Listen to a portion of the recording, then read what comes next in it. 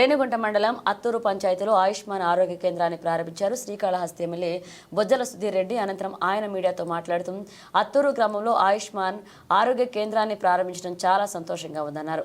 ఆరోగ్య కేంద్రం వలన చుట్టుపక్కల గ్రామ ప్రజలు ఏదైనా ఆరోగ్య సమస్యలు వచ్చినా వెంటనే ఆరోగ్య కేంద్రంలో ప్రథమ చికిత్స చేసుకోవడానికి కేంద్రంలో అన్ని వైద్య పరికరాలను అందుబాటులో ఉండేలాగా చేసుకుంటామన్నారు. గత ప్రభుత్వంలో ఈ ఆరోగ్య కేంద్రంలో అనేకమైన అవకతవకలు జరిగాయన్నారు.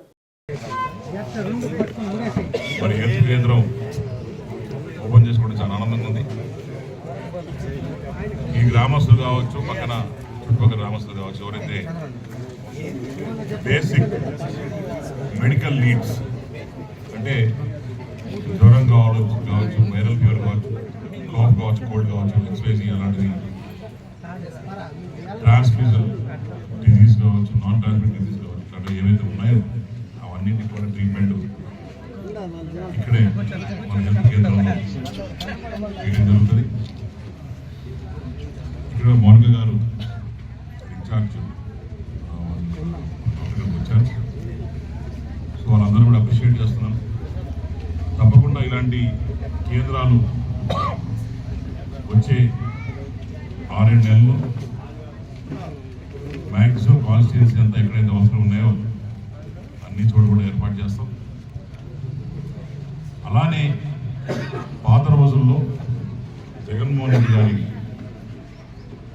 సీఎం ఉన్నప్పుడు, మా ఎక్స్ఎమ్మెల్యే ఉన్నప్పుడు దీంట్లో కూడా అతిపెద్ద స్కామ్ జరిగింది. ఇదేంటంటే వీళ్ళకి కొన్ని మెడిసిన్స్ ఉంటాయి. ఆ మెడిసిన్స్కి ఎక్స్పైరీ డేట్ ఉంటుంది. ఆ ఎక్స్పైరీ డేట్ కాకముందరే వాళ్ళు పెట్టి తీసుకోవడం, బయట అమ్ముకోవడం ఇలాంటివి జరిగాయని చెప్పి పాత 2 సంవత్సరాల క్రితం నా దృష్టికి రావడం జరిగింది. ఇవన్నీ కూడా ఒక అకౌంటబిలిటీ పెట్టి ఎక్కడెక్కడ ఇచ్చారు, ఏ పేషెంట్స్కి ఇచ్చారు, ఏ టైంలో ఇచ్చారు, ఇవంతా కూడా లాగ్ బుక్ లాగా పెట్టి నీట్గా చేయాలని చెప్పి వాళ్ళకు కూడా ఆదేశిస్తూ, అలానే ప్రజల వద్ద పాలన అనేది రామారావు కళ అయితే ప్రజల కోసం పాలన అనేది చంద్రబాబు నాయుడు కళ. అది కళలా కాకుండా అది ఇప్పుడు సార్థకం అవుతుంది. హెల్త్ ఈజ్ వెల్త్ అంటారు. ఆరోగ్యం బాగుంటుంది, అన్నీ బాగుంటుంది. ఆరోగ్యం మహాభాగ్యం అని చెప్తున్నారు. కాబట్టి దీన్ని అందరూ కూడా మీరు వినియోగించుకొని బ్రహ్మాండంగా దీన్ని ఇంకా కూడా నాకు చూశాను, లోపలికి చూశాను, ఇంకా కొన్ని ఎక్విప్మెంట్స్ బాగుంటుంది అనిపించింది నాకు కూడా.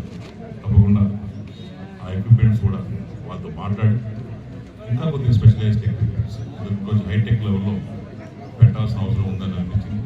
తప్పకుండా దాంట్లో కూడా నేను సత్య గారితో మాట్లాడి, మంత్రి గారితో మాట్లాడి, అలానే దీని మీద నివేదిక తెప్పించుకొని తప్పకుండా చంద్రబాబు నాయుడు గారి దృష్టికి తీసుకెళ్ళి కళాశాలలో ఇంకా అనేక కేంద్రాలు పెట్టిస్తామని చెప్పి తీసుకుంటాం. అలానే 100 రోజు పాలనలో కూడా భాగంగా అనేక సార్లు చెప్పడం జరిగింది.